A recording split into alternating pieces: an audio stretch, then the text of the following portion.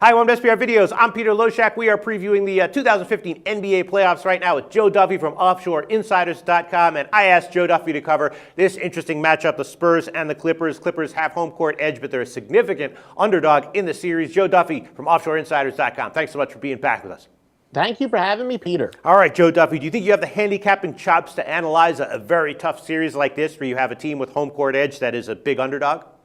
Absolutely. You got that, brother. Oh, you think so? All right, well, let's see what you have to say. Well, Clippers right now at Pinnacle plus 149 to win the series. Spurs on the other side minus 169. Now, the Spurs crushed it, ATS down the stretch. They were awesome bet. You didn't want to bet against them ever. They did lose their last 3 games against the spread. Popovich, an awesome, coach, really knows how to get his team peaking at the right time.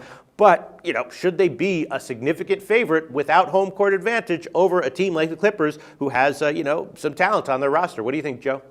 I don't know if they should be that significant of a favorite. I think the reason that they are such a big favorite is, as the saying goes, because of the names on the front of their uniforms rather than the back of their uniforms. But still, I do think that the Spurs are going to win the series for a couple reasons. Again, it gets back to San Antonio more than any team in the history of the NBA.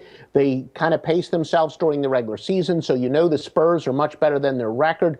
You might be able to make a little bit of an argument that the Clippers are too. Blake Griffin missed, I think it was like 13, 15 games. He missed quite a few games this year as well. The Spurs have a lot more depth than the LA Clippers, but again, I do think that's overrated in the postseason. The Clippers are only going to use 5, 6 guys, so I don't think their lack of depth will only matter if somebody gets hurt, and that's a whole horse of a different color if somebody gets hurt. But still, as far as the starting 5 is concerned, these teams are very evenly matched. But what Blake Griffin's one of these guys, he's been criticized as being soft. It gets a lot more physical in the postseason. I think the Spurs can be physical against him, force him to take jump shots.